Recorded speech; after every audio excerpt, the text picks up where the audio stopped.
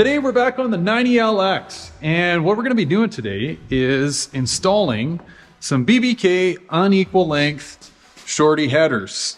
And, well, obviously a new set of gaskets, to which I'm going to talk to you guys about these. These gaskets will literally save your life. More on that later.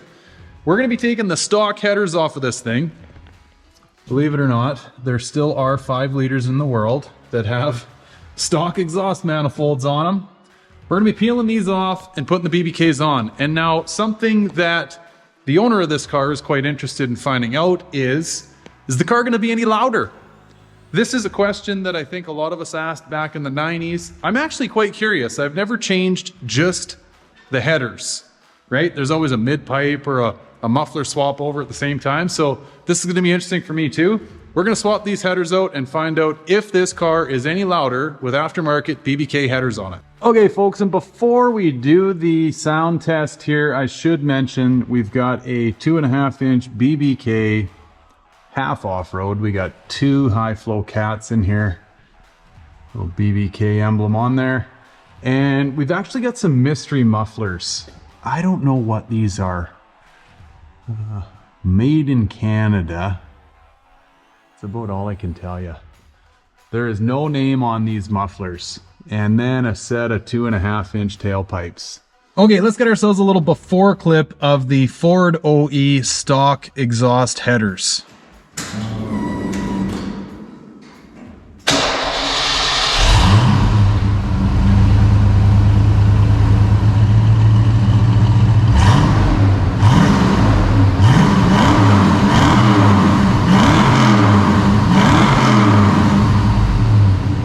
Okay folks, here we go.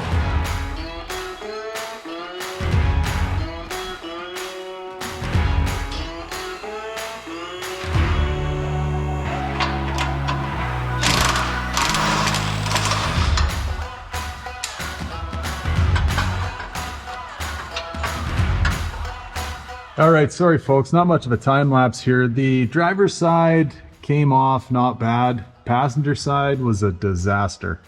I've got an absolute arsenal of tools up here. I finally succeeded with a 3/8 hand ratchet. I even had a crow's foot in there. Like, it was a gong show, but we got her loose. And pro tip, never a dull moment when you're working on a Foxbody. Don't tell the wife you're gonna be out in the garage for a quick 10-15 minute swap, and then you end up in here 3 hours later. Okay, ladies and gents, I was just getting ready to do a comparison between the OE headers and the BBK headers, and as I flipped this one over, I realized, wait a minute here, there's no threads in this flange, right?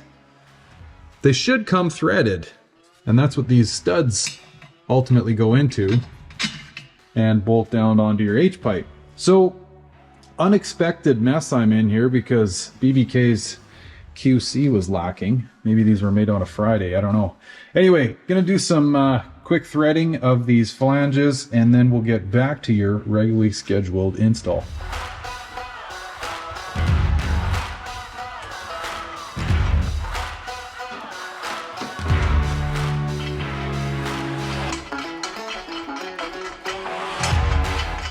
Okay folks, we're all threaded and back in business here. A little bit of a setback. I guess for a person that doesn't have a tap and die set, that could leave you in a real tight spot on your driveway.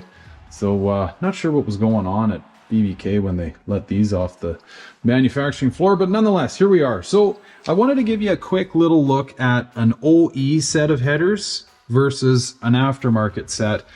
You can see, for the most part, they're pretty carboned up, but you got a pretty decent choke off point in these OE headers. And for what it's worth, they are headers. They're just not bent very nicely, right? Like, they're a pretty archaic piece. And that's why everybody gets rid of these and goes to something aftermarket.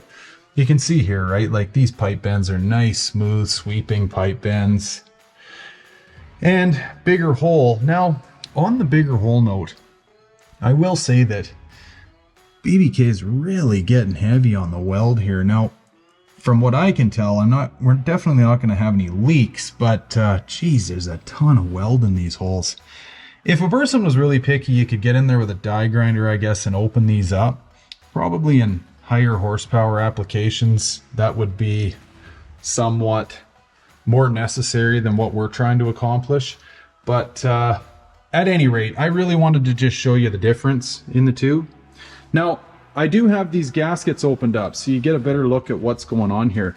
This is a very, very thick gasket, and like I say, the nice thick gasket just gives you a real nice mating surface. It makes up for any imperfections in the manufacturing process of the header and any imperfections that may be on the cylinder head. So I highly, highly recommend these, folks. Check them out down in the description below. Save yourself some time, money, and pain, and just get yourself a nice set of Remflex gaskets that will not leak. Like, these things are the cat's meow.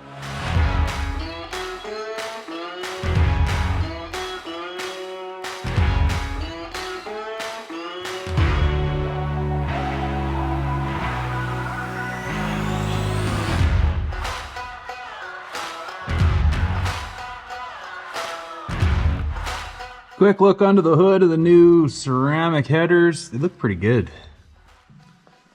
Gonna be a little tougher to see over here, but you get the idea. Everything's bolted back up and ready for the final fire.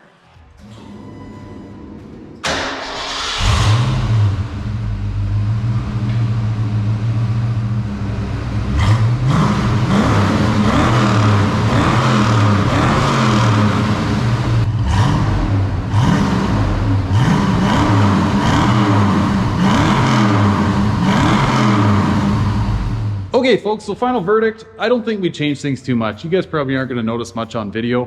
In person, I'll say it's a little bit louder. We're definitely throwing more wind at what we already had here, right? Catted H pipe and whatever these no-name mufflers are.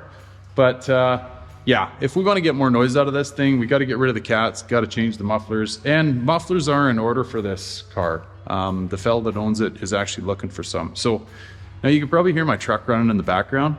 I'm just going to give you guys, if you've tagged along to the end, a little sense of what's going on here in my life. It's 20 after 2 on Valentine's Day, and my wife's calling me, making sure I'm alive. And yeah, anyway, I got to get running to all that. But if you want to see some more exhaust related videos, I'll put you a link right here for you. There's a whole playlist on how I did the exhaust of my 91 Vert. Headers, off-road H, MagnaFlow catback, all that good stuff. And if you think this video helped you out, please by all means share it around. That's why I do these videos, to try to help out the community. So thanks so much for tagging along, guys. I really appreciate it. Happy Valentine's Day to you and yours, and I'll catch you on the next one. Take care. Bye for now.